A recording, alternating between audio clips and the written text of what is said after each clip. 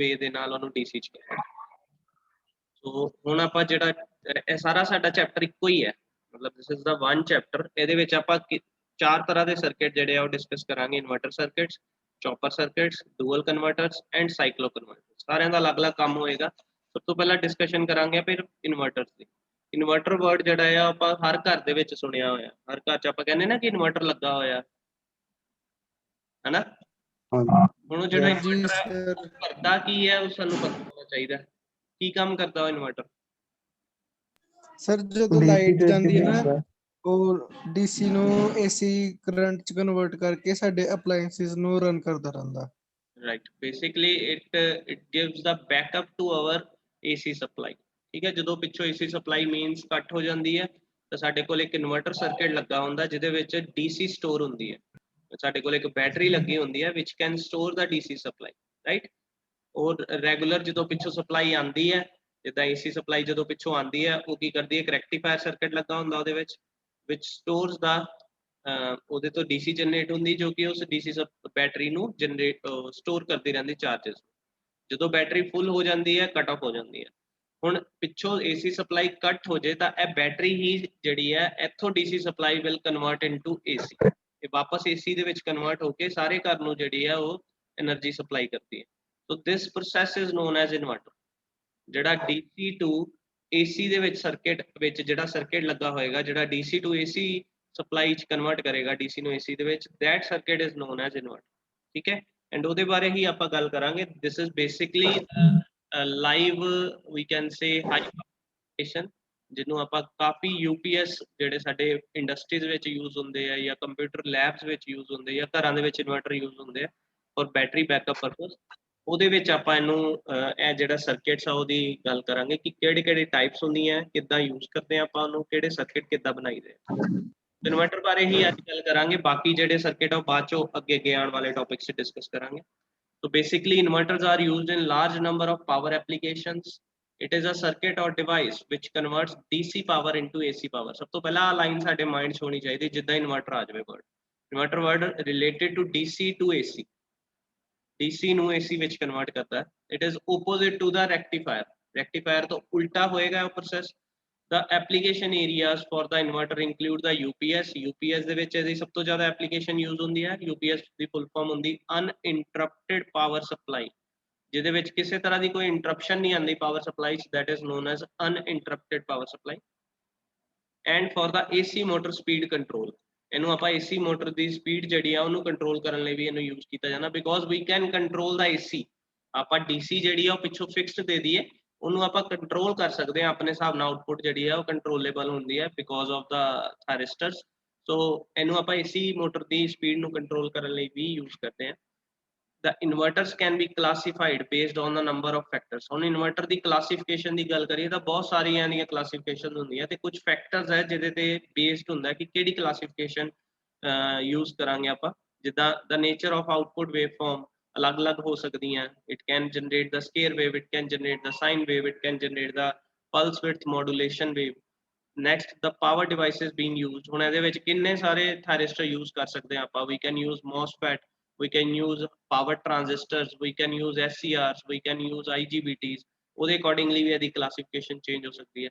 ਕੰਫੀਗਰੇਸ਼ਨ change ਹੋ ਸਕਦੀ ਹੈ, ਇਹਦੀ ਕੰਫੀਗਰੇਸ਼ਨ 'ਚ ਆ ਜਾਂਦਾ ਇਹਦਾ BSI, CSI ਅੱਗੇ ਪੜਾਂਗੇ। Type of commutation circuit being employed. ਹੁਣ ਸਾਨੂੰ ਪਤਾ ਹੈ ਕਿ ਜਿਹੜਾ DC ਸਰਕਟ ਹੈ, DC ਸਰਕਟ ਦੇ ਵਿੱਚ ਜਿੰਨੇ ਵੀ ਆਪਾਂ ਥਾਇਰਿਸਟਰ ਯੂਜ਼ ਕਰਾਂਗੇ, ਹੁਣ DC ਵਿੱਚ ਉਹਨੂੰ ਟਰਨ ਆਫ ਕਰਨਾ ਇੰਪੋਸੀਬਲ ਹੁੰਦਾ। AC ਦੇ ਵਿੱਚ ਤਾਂ ਉਹਨੂੰ ਆਪਾਂ ਟਰਨ ਆਫ ਕੀਤਾ ਜਾ ਸਕਦਾ ਬਾਏ ਨੈਗੇਟਿਵ ਹਾਫ ਸਾਈਕਲ। ਠੀਕ ਹੈ, DC ਵਿੱਚ ਉਹਨੂੰ ਟਰਨ ਆਫ ਨਹੀਂ ਕੀਤਾ ਜਾ ਸਕਦਾ SCRs ਨੂੰ। ਉਹਦੇ ਲਈ ਸਾਨੂੰ ਕੁਝ ਕਮਿਊਟੇਸ਼ਨ ਮੈਥਡ ਯੂਜ਼ ਕਰਨੇ ਪੈਂਦੇ ਆ। ਸੋ ਇਨਵਰਟਰ ਵਿੱਚ ਉਹ ਕਮਿਊਟੇਸ਼ਨ ਮੈਥਡ ਆਪਾਂ ਯੂਜ਼ ਕਰਾਂਗੇ ਬਾਈ ਯੂਜ਼ਿੰਗ ਫੋਰਸਡ ਕਮਿਊਟੇਸ਼ਨ। ਐਂਡ ਉਹਦੇ ਤੇ ਡਿਪੈਂਡ ਕਰੇਗਾ ਕਿ ਕਿਹੜੀ ਟਾਈਪ ਹੈਗੀ ਹੈ, ਕਿ ਕਿਹੜੀ ਆਪਾਂ ਕਮਿਊਟੇਸ਼ਨ ਮੈਥਡ ਯੂਜ਼ ਕਰ ਰਹੇ ਹਾਂ। ਉਹਦੇ ਅਕੋਰਡਿੰਗਲੀ ਇਨਵਰਟਰ ਸਰਕਟ ਚੇਂਜ ਹੋ ਜਾਂਦੇ ਆ। ਜਾਂ ਵੋਲਟੇਜ ਔਰ ਕਰੰਟ ਸੋਰਸ ਇਨਵਰਟਰ, ਇਹ ਵਾਲੇ ਦੋ ਤਰ੍ਹਾਂ ਦੇ ਵੀ ਹੁੰਦੇ ਆ। ਸੋ these are some kind of inverters. ਇਹਦੇ ਬਾਰੇ ਇੱਕ ਇੱਕ ਕਰਕੇ ਪੜ੍ਹਦੇ ਹਾਂ ਆਪਾਂ। The thyristorized inverter use SCRs as power switches. ਹੁਣ ਜਿਹੜੇ ਇਹਦੇ ਇਨਵਰਟਰ ਹੈ ਨਾ, ਇਨਵਰਟਰ ਦੇ ਵਿੱਚ ਆਪਾਂ ਜਿਹੜੇ ਕੰਪੋਨੈਂਟਸ ਲਾਵਾਂਗੇ they are SCRs, thyristor, ਜੋ ਕਿ switches ਦੀ ਤਰ੍ਹਾਂ ਐਕਟ ਕਰਨਗੇ। And that switches is basically the main component of that inverters.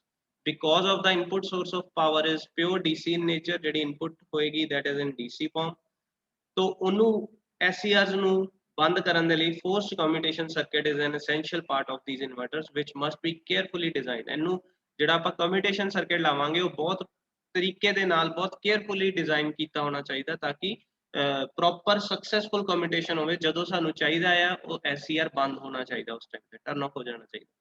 and additional commutation circuit makes it more bulky and costly। ਹੁਣ ਇਨਵਰਟਰ ਸਰਕਟ ਆਪਾਂ ਦੇਖਦੇ ਹਾਂ ਘਰਾਂ ਵਿੱਚ ਜਿਹੜਾ ਬਣਿਆ ਹੁੰਦਾ that is having high very bulky ਹੁੰਦਾ ਤੇ ਉਹ ਬੜਾ costly ਵੀ ਸਾਨੂੰ ਮਿਲਦਾ, ਠੀਕ ਹੈ, ਔਰ ਕਾਫੀ ਵੱਡਾ ਉਹਦਾ ਸਾਈਜ਼ ਹੁੰਦਾ, ਲਾਰਜ ਇਨ ਸਾਈਜ਼ ਹੁੰਦਾ। ਕਿਉਂ ਹੁੰਦਾ? ਬਿਕੋਜ਼ ਉਹਦੇ ਵਿੱਚ ਬੇਸਿਕਲੀ ਆ ਸਰਕਟਸ ਜਿਹੜੇ ਐਡੀਸ਼ਨਲ ਸਰਕਟ ਬਹੁਤ ਸਾਰੇ ਐਡ ਕੀਤੇ ਜਾਂਦੇ ਆ ਤਾਂ ਕਿ ਪ੍ਰੋਪਰ AC ਕੰਪਨੀ ਸਾਨੂੰ ਪਾਵਰ ਆ ਉਹ ਆਪਾਂ ਹੈਂਡਲ ਵੀ ਕਰ ਸਕੀਏ ਤੇ ਸਾਨੂੰ ਜਿੰਨੀ ਚਾਹੀਦੀ ਉਹ ਮਿਲ ਸਕੇ।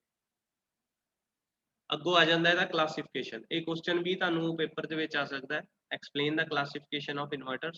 ਸੋ ਕਾਫੀ ਫੈਕਟਰਸ ਦੇ ਉੱਤੇ ਡਿਪੈਂਡ ਕਰਦੀ ਹੈ ਇਹਦੀ ਕਲਾਸੀਫਿਕੇਸ਼ਨ। ਸਭ ਤੋਂ ਪਹਿਲਾ ਜਿਹੜਾ ਫੈਕਟਰ ਹੈ that is the based on the nature of input source। ਆਪਾਂ ਇਨਪੁਟ ਕਿੱਦਾਂ ਦੀ ਦੇ ਰਹੇ ਹਾਂ ਉਹਦੇ ਤੇ ਡਿਪੈਂਡ ਕਰਦਾ ਹੈ ਸਾਡਾ ਇਨਵਰਟਰ ਕਿਹੜਾ ਹੈ। ਸੋ ਦੋ ਤਰ੍ਹਾਂ ਦੀ ਹੁੰਦੀ ਹੈ ਅਗਰ ਮੈਂ ਇਨਪੁਟ ਸੋਰਸ ਦੇ ਅਕੋਰਡਿੰਗਲੀ ਦੇਖਾਂ, depending on the nature of input power source the inverters are classified into two categories। one is voltage source inverter ਜਿਹਨੂੰ ਆਪਾਂ VSI ਕਹਿੰਦੇ ਆ, second one is current source inverters ਜਿਹਨੂੰ ਆਪਾਂ CSI ਕਹਿੰਦੇ ਆ। ਸੋ ਦੋ ਤਰ੍ਹਾਂ ਦੇ ਹੁੰਦੇ ਆ as per the input source। input source ਦੇ ਵਿੱਚ VSI ਤੇ CSI ਹੋਣਗੇ। VSI ਦੇ ਵਿੱਚ ਕੀ ਹੋਏਗਾ? the input to the inverter is provided by a ripple free DC voltage source।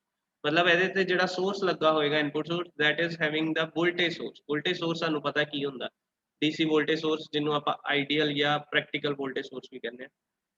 CSI ਹੁੰਦਾ ਸਾਡਾ ਕਰੰਟ ਸੋਰਸ। ਹੁਣ ਕਰੰਟ ਸੋਰਸ ਮਾਰਕੀਟ ਵਿੱਚ ਅਵੇਲੇਬਲ ਨਹੀਂ ਹੁੰਦਾ, ਸਾਨੂੰ ਵੋਲਟੇਜ ਸੋਰਸ ਨੂੰ ਕਨਵਰਟ ਕਰਨਾ ਪੈਂਦਾ ਕਰੰਟ ਸੋਰਸ ਦੇ ਵਿੱਚ।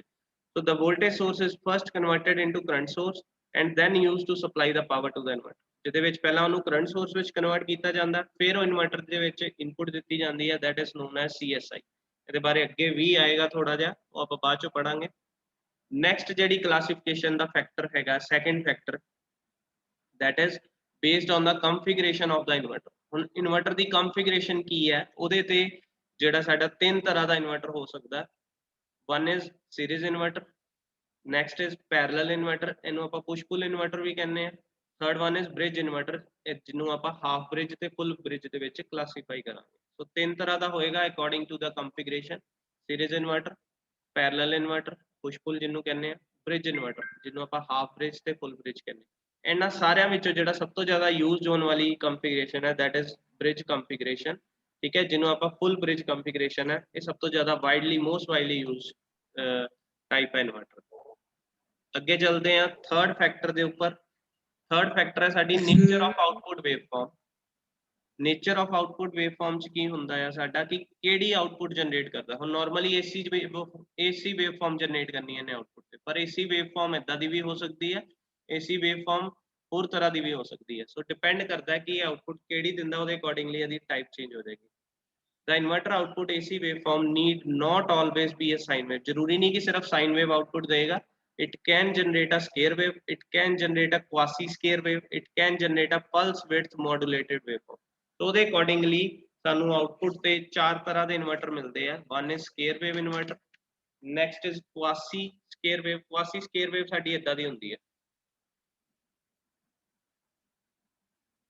ਕਾਈਂਡ ਆਫ ਆਪਾਂ ਜਿਹੜੀ ਕਿ ਸਕੇਅਰ ਦੇ ਹਿਸਾਬ ਨਾਲ ਹੀ ਚੱਲਦੀ ਹੈ, but it generates kind of sine. ਜੇ ਆਪਾਂ ਇਹਨੂੰ ਏਦਾਂ ਫਿਲਟਰਾਈਜ਼ ਕਰੀਏ ਤਾਂ ਸਾਈਨ ਬਣ ਜਾਂਦੀ ਹੈ, ਨਹੀਂ ਤਾਂ ਇੱਕ ਸਕੇਅਰ ਵੇਵ ਦੀ ਤਰ੍ਹਾਂ ਦਿਖਦੀ that is called quasi scale wave।